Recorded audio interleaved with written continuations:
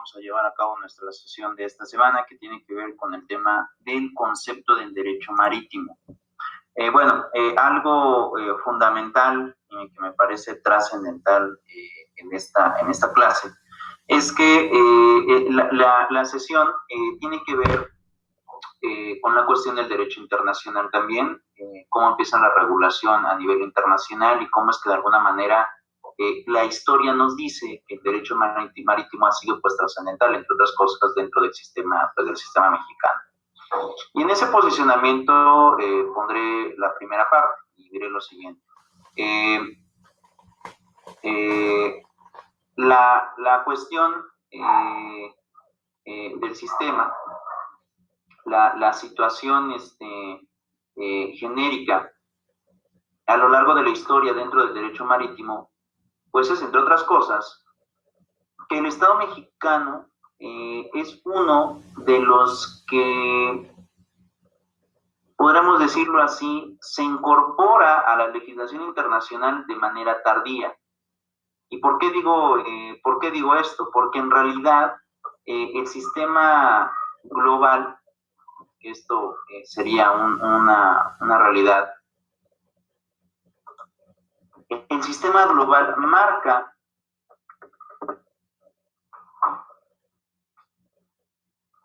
que el mar ha sido el primordial sistema de comunicación, sobre todo a nivel mercadero, de la historia. Y vamos a hacer un poco de remembranza.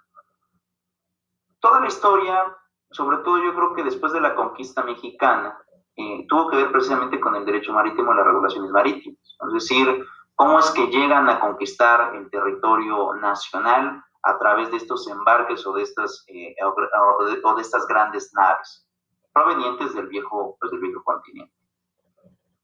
Es una realidad histórica, ¿no? que hoy en día lo que tenemos es que gracias a esa transportación de los colonos españoles hacia Latinoamérica o hacia América, es como se logra generar primero el descubrimiento de América con Cristóbal Colón y posteriormente la conquista de estos territorios a través de Hernán Cortés. Y una de las cosas que me gusta mucho de estos relatos es que Hernán Cortés, a pesar de que viaja a través de estos sistemas que para los nativos del territorio nacional pues eran, entre otras cosas, desconocidos, es que en realidad Hernán Cortés ocupa esta serie de naves también para poder llevarse la riqueza de lo que logra encontrar en estas tierras benevolentes e históricas a nivel global. Es una realidad que el sistema genera la posibilidad pues, de que el Estado tenga una generalidad de que no podía quedarse esa riqueza en tierras conquistadas, sino que tenían que ir directamente hacia territorio europeo. Pero no es el único país que lleva su forma de comunicación a través del mar, ¿no? Sino que, y no solamente su transporte de mercancías, incluso habría que recordar que Cristóbal Colón, que es quien logra descubrir América, lo que quería generar a través de estos viajes era una nueva ruta para la India, al final de cuentas, para poder, entre otras cosas, llevar un nuevo sistema de comercio. No lo logra y viene a parar a América. Hernán Cortés, ya sabedor de este tipo de situaciones, dice yo voy a América y bueno, se transporta a través del sistema marítimo. El problema a nivel internacional viene a partir de que nosotros logramos conceptualizar de dónde es necesario poder regular el derecho marítimo. A partir de cuándo es primordial que el derecho marítimo empiece a regularse derivado de las diferentes relaciones a nivel internacional. Y en esto juega un papel fundamental el tema de la globalización. La globalización es, entre otras cosas, el fenómeno que logra generar los acuerdos internacionales sobre el uso del mar. Porque toda esta historia que les acabo de comentar es una realidad que no existían sistemas internacionales que regularan la actividad de los navíos. Simplemente cada quien andaba por donde quería y por donde se les hacía correcto. Y muy pocos en realidad pues llevaban a cabo su realización o lograban llevar a cabo una regulación general, como que empezaban a formarse bloques y reglas específicas de cómo es que se iban a dar esos comportamientos. Pero ¿qué es lo que sucedió posteriormente? Lo que sucedió posteriormente, entre otras cosas, es que estas regulaciones a nivel, conforme se fueron agrandando los sistemas comerciales, pues empezaron a quedar cortas. ¿Por qué se quedaron cortas? Porque lo que se tenía regulado en algunas regiones era insuficiente para las costumbres de otros en un tema posterior. Es significativo que el mar era el primer sistema de comunicación de mercancías, pero también el primer sistema de transporte en lo que conocíamos, sobre todo en el siglo XV, en el siglo XVI, en el siglo XVII, en el siglo XVIII, como medios de transporte. Es una realidad también que pues, prácticamente toda la relación comercial y todo el tráfico de personas entre esos siglos, que es ya lo que podemos marcar como la nueva era, el XV, XVI, XVII, XVIII, los 4 siglos, se empiezan a dar a través del mar, ¿no? Aunque, pues si nos remontamos un poco más atrás, la historia del mar pues, ha representado que al final de cuentas toda la historia, es decir, todos los países a lo largo de estos 2000 años que llevamos como nueva era, o lo que conocemos como después de Cristo, pues haya ocupado el tema de los mares. Pero ¿qué es lo que pasa? Después de la Segunda Guerra Mundial empieza el conflicto primordial. ¿Por qué empieza ya el conflicto primordial? Porque ahora sí hay que establecer reglas de manera específica de cómo vamos a poder llevar y por dónde podemos transitar dentro del mercado internacional. ¿Por qué? Porque obviamente el traficar o empezar a transportar mercancías por un lado o por otro implica forzosamente también empezar a aplicar reglas. Y eso implica el que las reglas las entendamos en un orden común. Pero eso también genera acuerdos de los países. Y obviamente también va a haber países que no van a estar de acuerdo con este tipo de definiciones. Entonces, por lo tanto, pues, ¿qué sucede? Lo que va a pasar es que el derecho marítimo va a tener ese problema, precisamente. Vamos a tener esta situación de empezar a batallar, de empezar a conflictuarnos a nivel internacional con muchas cosas, ¿no? Es decir, principalmente con las voluntades, en realidad, con las necesidades del mercado nacional, del mercado internacional, para no generar conflictos que puedan trascender incluso a temas de guerra o a temas bélicos. Vean, por ejemplo, en el caso de China, ellos controlan, por ejemplo, perfectamente la ruta de la seda. Nosotros logramos transportar mercancías a través de Norteamérica o Canadá. Y, obviamente, bueno, tenemos la cercanía, pues lo podemos hacer en el caso de los sistemas terrestres, pero también hay mercancías que resulta ir a la cuestión marítima.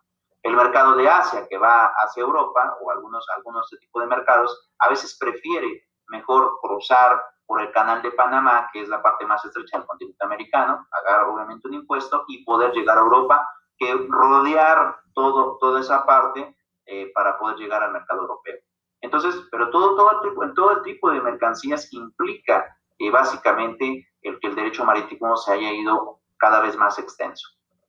También es cierto que el derecho marítimo ha logrado crear o empezar a regular algunas cuestiones sobre otro tema de derecho, por ejemplo, el tema de las aduanas, el tema de el pago de impuestos por importación y exportación, el tema de los pasaportes, el tema de migración. Es decir, el derecho marítimo implica muchas cosas. Esta es como que la madre básicamente de la comunicación que se da hoy en día a nivel global. Pero bueno, voy a proyectar un pequeño video para que logramos comprender un poco mejor esto y regresamos en un momento y vamos a poner unos cuestionamientos ya cuando tengamos esta clase. Pero bueno, vamos a ver este doctor, se llama Ignacio Luis Melo, es uno de los que a mí me parece que tiene mejores explicaciones de la introducción al derecho marítimo y regresamos en un momento.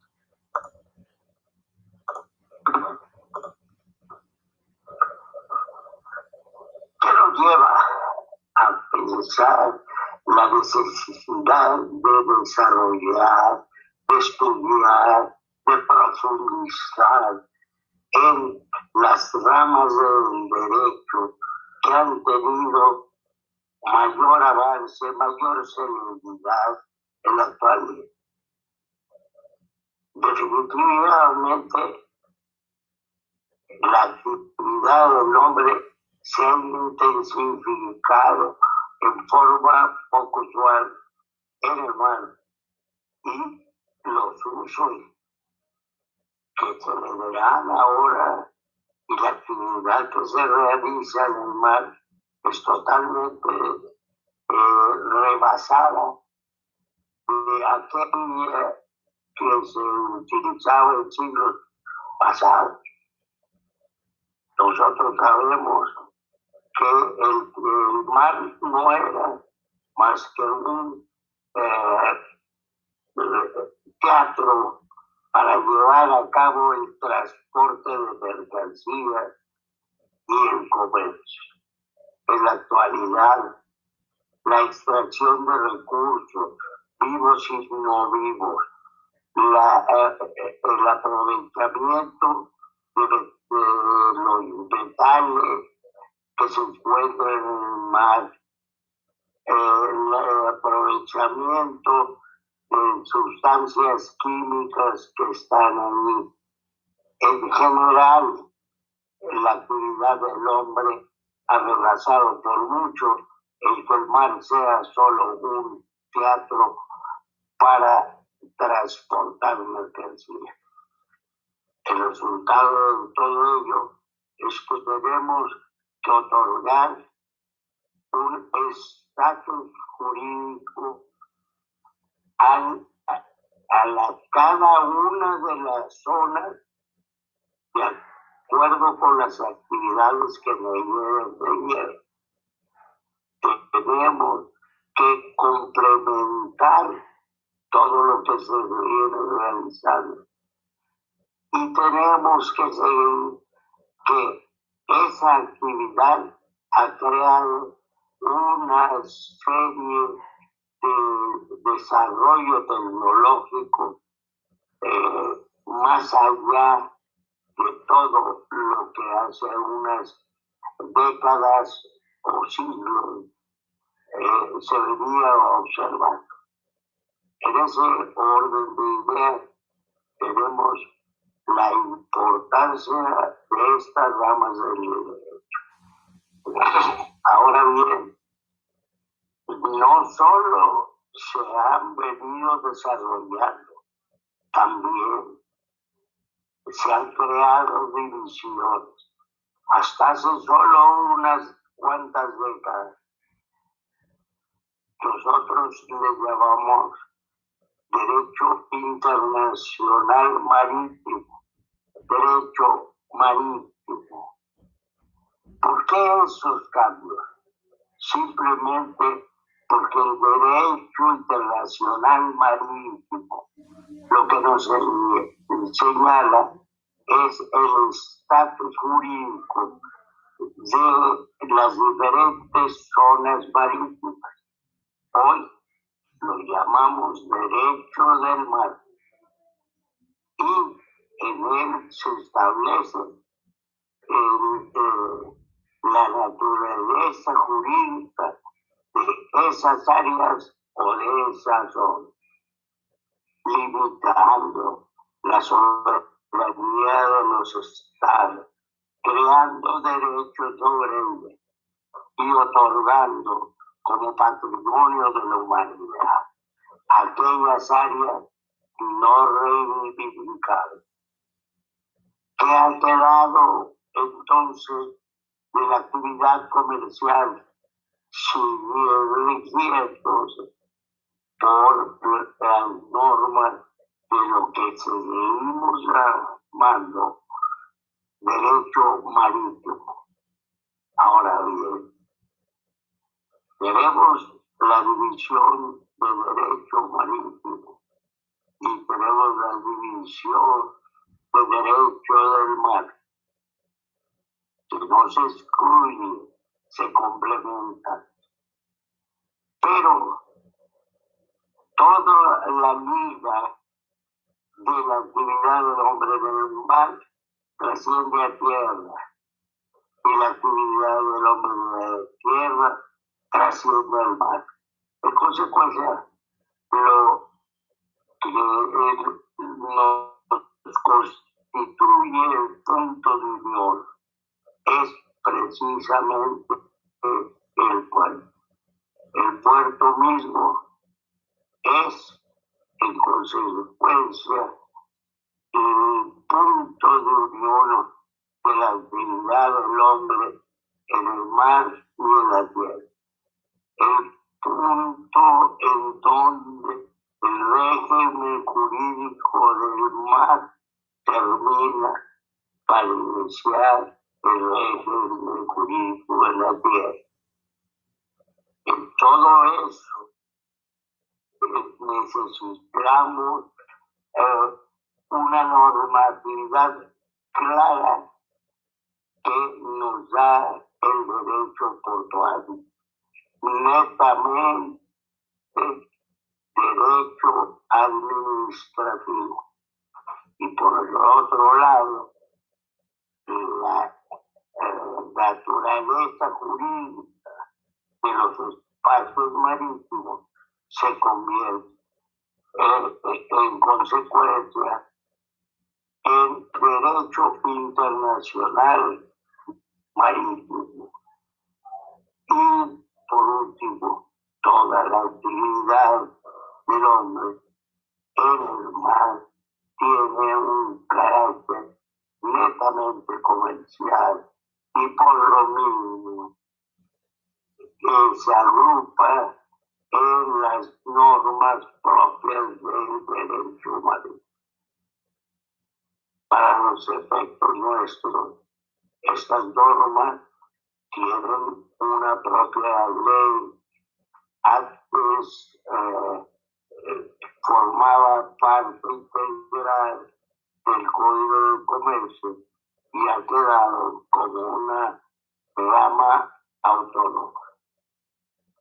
Por lo que toca al derecho internacional marítimo, tenemos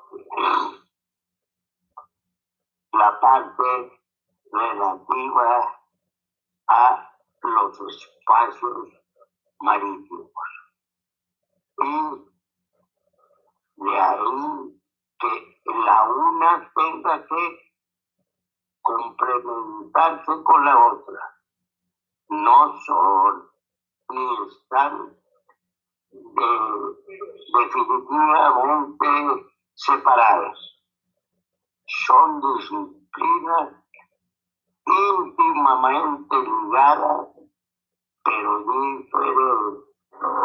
Y las dos tienen un común denominador. Se han generado en ellas lo que nosotros conocemos con el calificativo de particularismo del derecho marítimo. Es decir, se han creado infinidad de instituciones que no siguen los lineamientos esenciales del derecho, que crean instituciones diferentes. La vida común, la fortuna del mar, infinidad de estas instituciones. En consecuencia, lo que nos lleva es hacer una división que marca en forma paralela y que estudia, por una parte, la actividad comercial, por otra, el derecho internacional en el mar. Y por último, el punto de unión con la tierra, derecho portuario. De ahí que esta trilogía de ramas del derecho sea de las más importantes, de las más trascendentes, y que para el futuro se proyecte quizá dentro de lo más importante de la actividad del hombre. Gracias. Vamos a poner esta parte y aquí quiero también el poder explicarlo de la siguiente forma. Voy a ver un documento de Payne, me parece que es muy básico, pero de alguna forma nos permite poder comprender qué pasa con el conflicto del derecho marítimo antes de que pueda dar el tema del concepto y antes de que pueda dar el tema de la definición. Vean, el derecho marítimo, como bien lo explicaba el doctor en Derecho, por cierto, de origen español, da muchas situaciones y ahorita les voy a explicar por qué. A nivel historia, ¿no? Aquí voy a poner un globo para que ustedes lo puedan estar pues visualizando. Vamos a tener, ¿qué pasa? Pues un sinfín en nuestro planeta. ¿Y qué es lo que nos dice la historia?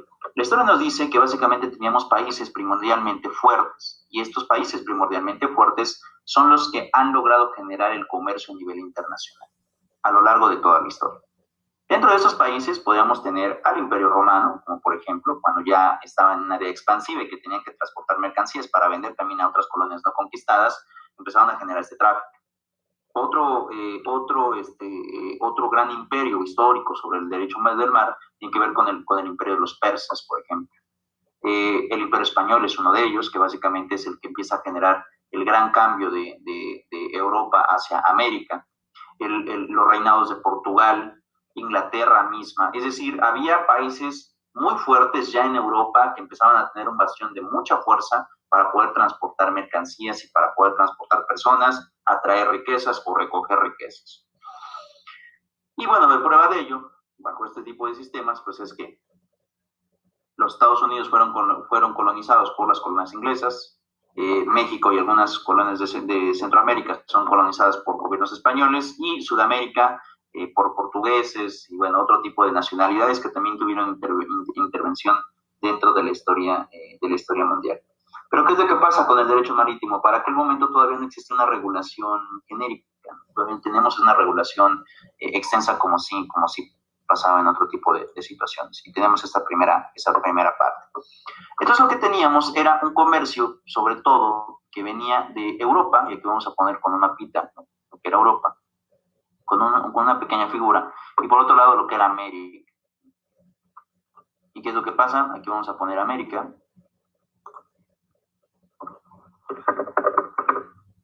Y aquí vamos a poner Europa.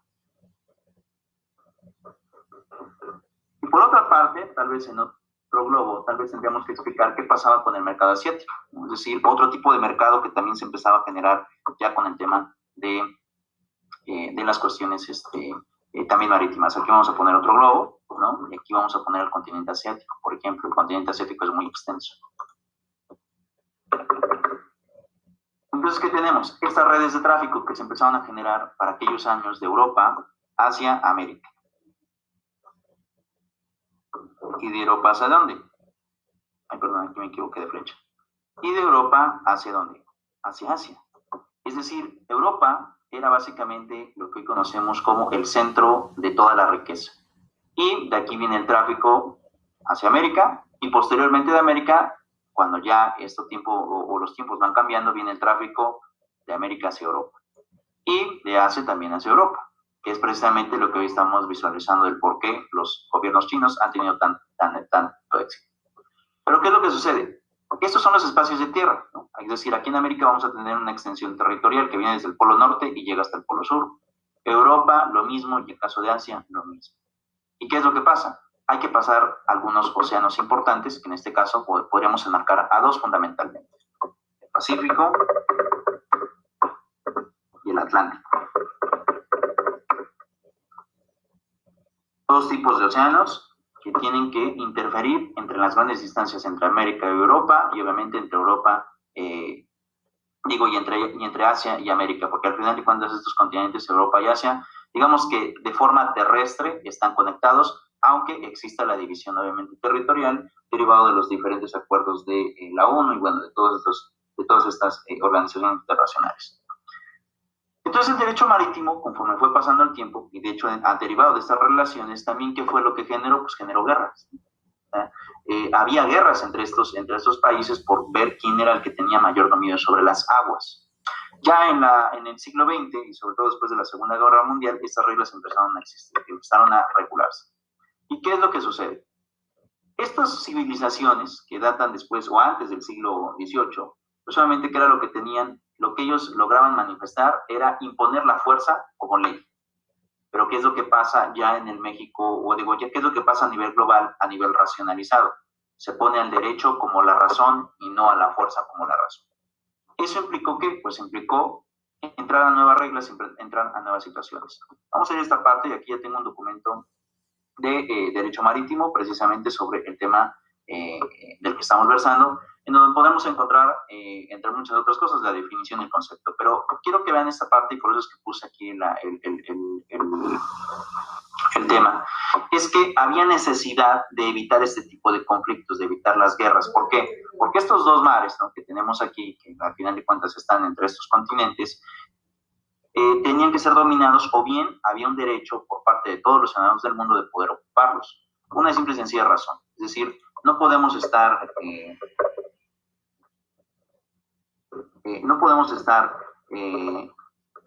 hablando de que todo el tiempo nos íbamos a estar peleando, ¿no? Es decir, de que todo el tiempo íbamos a tener una complicación bastante extensa. El derecho forzosamente iba a hacer que nosotros tuviéramos la oportunidad, entre otras cosas, de entrar de un mundo de barbarie a un mundo con reglas, en donde las reglas, como les había dicho, como les había comentado en un principio, fueran totalmente comprendidas por todos los ciudadanos del mundo, que existieran ciertas situaciones en donde se pudiera generar pues confianza, al final de cuentas, para poder ir al mercado internacional.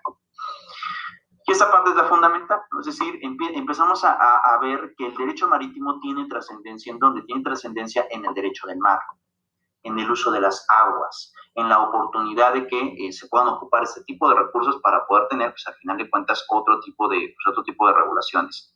El Estado puede generar este tipo de actuaciones, es decir, se necesita, entre otras cosas, que el gobierno, que el sistema gubernamental, pues genere estas posibilidades. Entonces, ¿qué es lo que pasa? El derecho del mar empieza a verse ya no solo como una cuestión de los países, sino también se empieza a ver en un sistema gubernamental. ¿Qué es lo que se necesita para establecer estos sistemas gubernamentales? ¿Qué es lo que se necesita de alguna manera para poder llegar a tener una regulación que permita a los regímenes ciudadanos comprender el mismo sistema de regla? ¿Por qué? Porque como hace un ratito lo mencionaba el doctor, también de aquí van a derivar muchas otras cosas, ¿no? Es decir, el derecho del mar no surge tampoco de una rama así genérica, ¿no?, sino también viene de una cuestión del derecho público. Y aquí expresaré lo siguiente. Voy a borrar este esquema y me voy directamente hacia lo que quiero mostrarles. Voy a poner nuevo, guardar, nuevo, guardar. Tenemos lo siguiente. El derecho está fundamentalmente creado, y aquí vamos a poner aquí, por un concepto genérico, ¿no? Vamos a poner derecho. ¿Y qué es lo que pasa? Este derecho también a su vez tiene otro tipo de relaciones, principalmente tres. Tenemos al derecho público y al derecho social. Vamos a poner esta parte. 1, 2 y 3. ¿Y qué es lo que pasa? Dentro de estos derechos podemos encontrar al derecho público, al derecho privado y al derecho social. ¿Y qué es lo que sucede en consecuencia? Este derecho público, de aquí derivan más relaciones. Por ejemplo, dentro del derecho público, y aquí vamos a irnos un poquito más abajo, podemos encontrar ¿a qué? Podemos encontrar al derecho internacional. Y derivado del derecho internacional tenemos al derecho marítimo. Y derivado del derecho marítimo, en donde se plasma al final de cuentas en el derecho constitucional. ¿Y qué es lo que sucede? Yo en este momento ya les estoy diciendo, vean todas las ramas que derivan de este derecho internacional, derecho marítimo y derecho constitucional. Estas dos también van a influir en el derecho marítimo, porque también el derecho marítimo va a tener esa relación. Es decir, puede generar sistemas también entre sistemas mercantiles, por ejemplo, o de derecho privado, que influyen mucho en el derecho internacional. ¿Por qué? Porque dentro del derecho privado, ¿qué es lo que voy a encontrar? Puedo encontrar aquí al derecho civil y al derecho mercantil.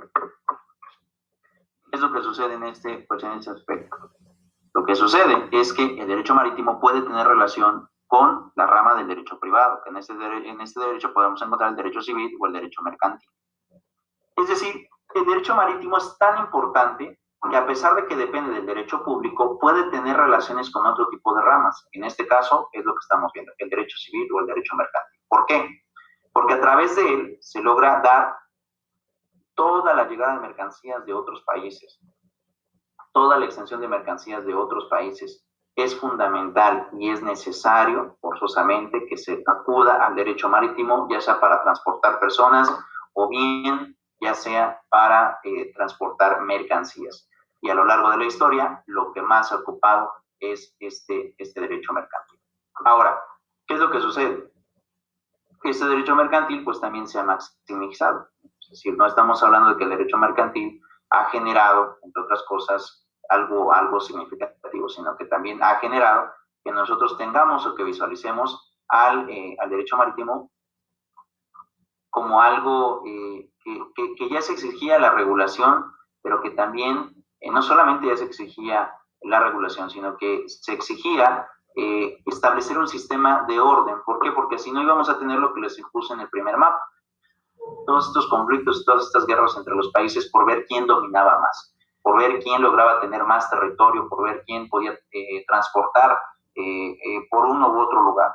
Y eso pues obviamente no es bueno, no es significativo, no genera pues confianza dentro de los mercados, sino que de alguna manera pues implica problemas, implica situaciones que va a tener un impacto directamente en la sociedad.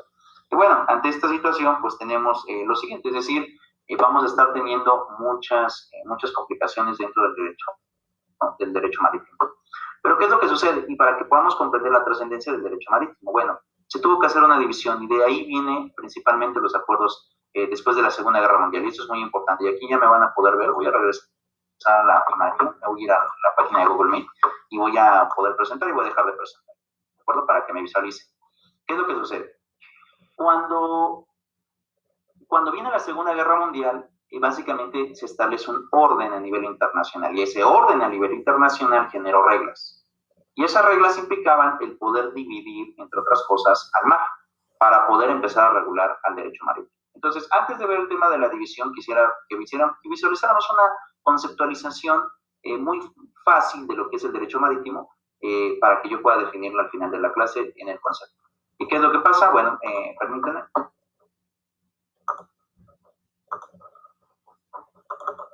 ¿Qué es lo que sucede?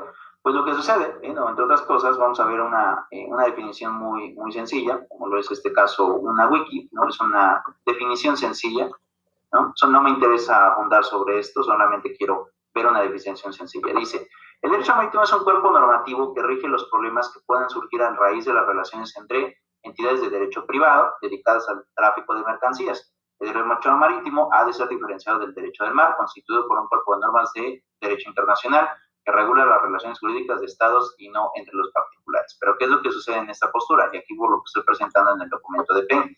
Este derecho marítimo, ¿qué es lo que sucede? Sí, regula las relaciones del derecho privado, pero también tiene que ver con las relaciones del derecho público, porque muchas de esas relaciones del derecho público, primordialmente o fundamentalmente, se están dando bajo el marco de los sistemas o de los tratados de libre comercio o los tratados internacionales que tengan celebrados los países.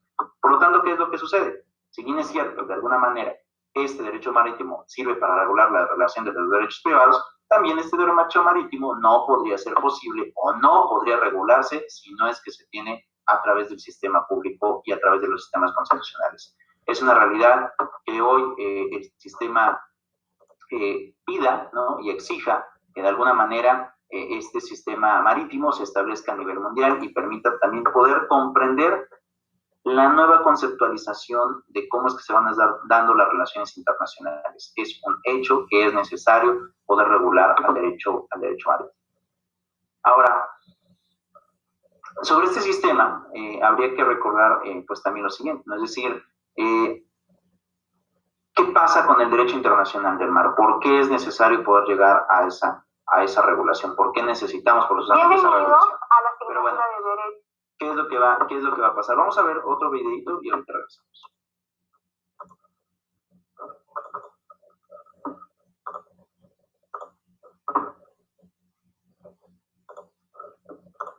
Derecho Internacional Público y Privado. Soy la docente Flaminia Maietti y el día de hoy vamos a tocar el tema del Derecho Internacional del Mar. Durante muchas décadas, digamos que desde el comienzo de la sociedad internacional moderna, los estados han empezado a utilizar el mar y los océanos y con sus prácticas han ido afinando sus competencias sobre esos espacios marítimos. Es importante decir que el Estado, su soberanía territorial, tiene también una competencia específica sobre el mar y los océanos. Entonces, la soberanía territorial de los estados sí incluye los espacios marítimos.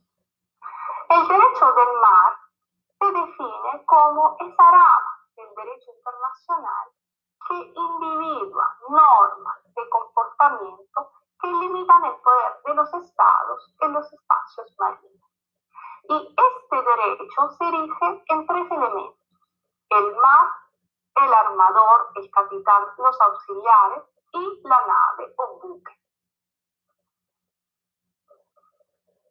Pasamos ahora a ver el marco normativo internacional del derecho del mar.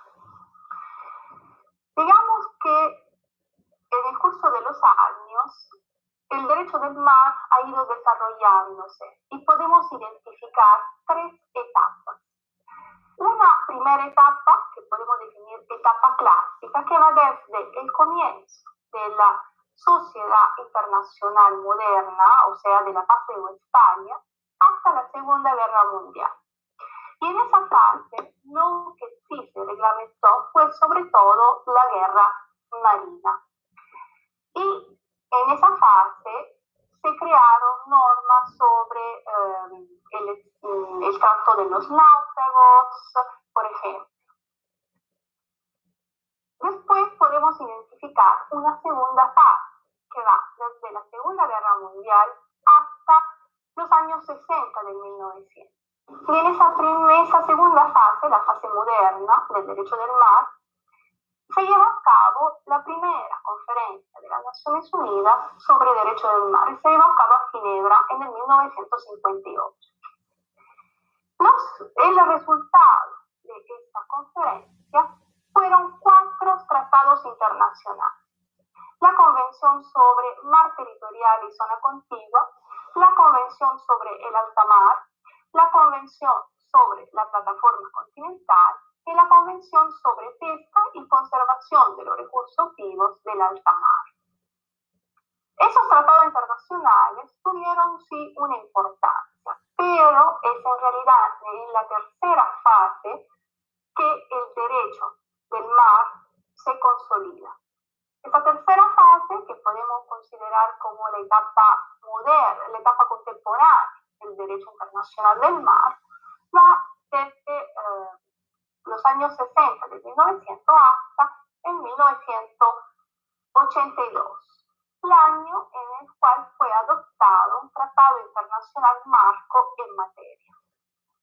Durante esta fase contemporánea se llevó a cabo la tercera conferencia de las Naciones Unidas sobre derecho del mar, que duró desde 1974 hasta 1982. Y es justamente en el 1982 que se adopta la Convención de las Naciones Unidas sobre el derecho del mar, también conocida como Convención de Montego Bay, el lugar donde ha sido adoptado, que se encuentra en Jamaica. Este tratado internacional entra en vigor en el 1994. Pasamos ahora a ver este tratado. Es importante decir que el Perú todavía no es parte de este tratado internacional. Hoy cuenta con 168 estados partes. Es un tratado bastante largo, aproximadamente 400 artículos, que básicamente individuan normas específicas acerca de la soberanía, la utilización de los recursos marinos y de los espacios marinos. y también de temas de navegación de los espacios marítimos. Podemos decir que este tratado internacional representa el derecho consuetudinario en materia y por ende cualquier otro tratado internacional que quiera mejorar, cambiar temas relacionados al derecho del mar siempre tiene que tener presente este tratado internacional, la Convención de Montego Bay. Desde el siglo XVII, los espacios marinos estaban regidos por el principio de libertad. O sea, todos los estados podían acceder, navegar esos espacios y acceder a sus recursos, los recursos marinos. Entonces, desde ese momento, el espacio marítimo estaba dividido en dos zonas. El mar territorial, donde el Estado tenía soberanía, y el alta mar, donde los estados no tenían soberanía, pero regía el principio de libertad. Con la Convención de Montego Bay, todo esto cambia y se vienen a crear varias zonas, 7 zonas. Estas categorías de zonas se determinan respecto al grado de soberanía que el Estado tiene sobre cada una de estas. Acá tienen una imagen que recompila las varias zonas. Hay, en primer lugar, las aguas internas. Las aguas internas son esas zonas que se encuentran al interior de la línea de base. La línea de base es la línea de baja marea a lo largo de la costa del país, del estado. Por ejemplo, un agua interna puede ser un lago, un río, y sobre esa zona el Estado tiene soberanía absoluta. Después hay una zona de 12 millas que se cuentan desde la línea de base, que es el mar territorial. Y también en esa zona el Estado tiene soberanía. Después tenemos una zona contigua que son 12 millas más respecto al mar territorial. O sea, saliendo de la línea de base son 24 millas. Y en esta zona contigua el Estado tiene una soberanía relacionada a algunos temas, como por ejemplo temas aduaneros y temas de migración.